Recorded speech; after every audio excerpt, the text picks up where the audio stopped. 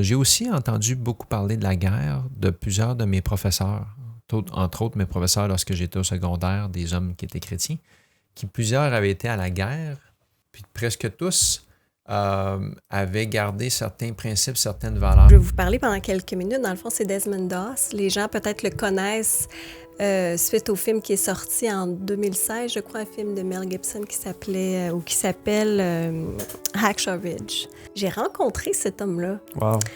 Il y a plusieurs années, il vivait dans la région où mon mari a été élevé. Cet homme-là, en fait, avait refusé de porter une arme. Lui, il disait qu'il irait à la guerre pour sauver des vies, pour aider son pays, mais ce serait sa façon de le faire. C'est un homme de foi aussi. Le soir, il lisait sa Bible, il s'agenouillait devant son lit. Puis des fois, les soldats, ils lançaient des bottes. Tu sais, les bottes de soldats, là, c'est des capes d'acier. Il a vécu beaucoup de persécutions, même à l'intérieur de... À cause de son choix. À cause de son choix. 75 de ces soldats-là qui ont été dans l'armée avec lui, qui ont été grièvement blessés. Puis lui, pendant 12 heures, il les a descendus un à un de la falaise. Wow. Il s'est porté volontaire dans l'armée en 1942. Wow. Lui, il disait qu'il voulait aller là pour sauver les vies de ceux qui seraient blessés. Puis c'est de cette façon-là mais qui ne porterait pas d'armes. Que lui ne tuerait pas. Il était tellement courageux que dès le début, lui, il avait dit « Non, moi, je vais aller au combat. Je vais être dans le champ à sauver les gars qui pourraient mourir si quelqu'un ne les ramasse pas. » Il était extrêmement brave. Je me suis mis à lire la parole de Dieu, puis arrive dans l'Ancien Testament, puis là, je rencontre des récits de bataille, des récits de violence et de guerre.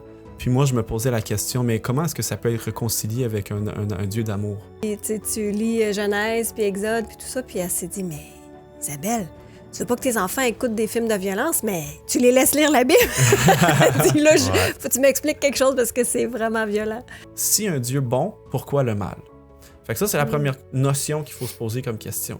Puis, la réponse courte, parce que ça pourrait être une émission au complet, c'est que on est dans un monde où le péché existe et il y a Dieu qui veut nous sauver.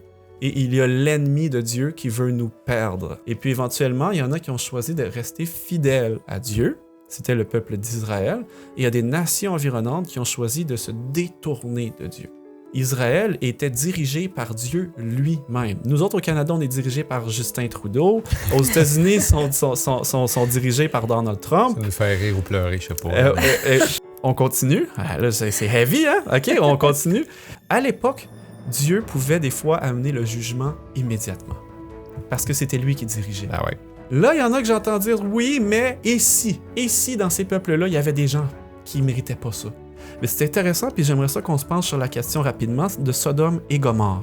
Abraham a le même réflexe que nous, on a. Plaide. Il dit, mais oui, mais attends, il y a peut-être du monde là-dedans là, qui ne mérite pas ça. On dit, il n'était pas encore couché que les gens de la ville, les gens de Sodome, entourèrent la maison depuis les enfants jusqu'aux vieillards. Toute la population était accourue. Et ce qu'il voulait faire, il cognait à la porte pour dire « on veut carrément violer les gens qui sont chez vous ». Alors on parle d'une nation ou d'une ville qui était vraiment, vraiment corrompue à l'extrême. Ce même souci qu'on peut avoir de dire « la justice de Dieu, où elle est présente ». Parce que Dieu l'a dit lui-même dans Ézéchiel 18-23, « ce que je désire, est-ce que le méchant meure? Dit le Seigneur, l'Éternel. N'est-ce pas qu'il change de conduite et qu'il vive? » Je suis assez convaincu que Dieu est amour, il a toujours été, que le Dieu de l'Ancien Testament, il n'était pas du tout différent du Dieu du Nouveau Testament. Quand on regarde, c'est une théocratie, Dieu régnait en maître. En fait, c'était la seule nation qui n'avait pas un roi. Dieu avait dit, je serai votre roi, vous serez mon peuple, je serai votre Dieu. Mais à un moment donné, on t'a dit, non, on veut un roi. Le Seigneur a dit, OK, je vais vous laisser avoir un roi parce que vous avez le libre arbitre, vous avez le choix. Oui. Mais à partir de maintenant, vous allez l'injustice, vous allez voir comment le roi va abuser de tout le monde puis comment c'est injuste quand il y a un homme qui règne.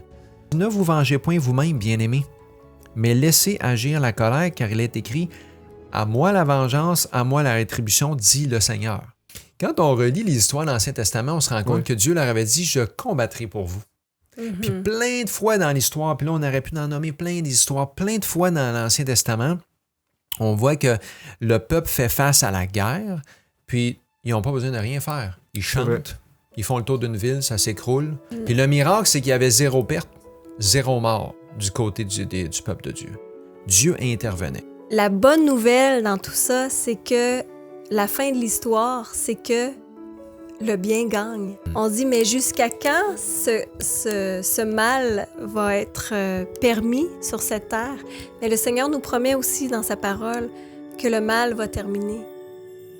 Ce podcast est disponible sur toutes les plateformes dont YouTube, Apple Podcasts, Google Podcasts et Spotify. Pour d'autres émissions ou ressources spirituelles comme celle-ci, visitez leversjésus.org.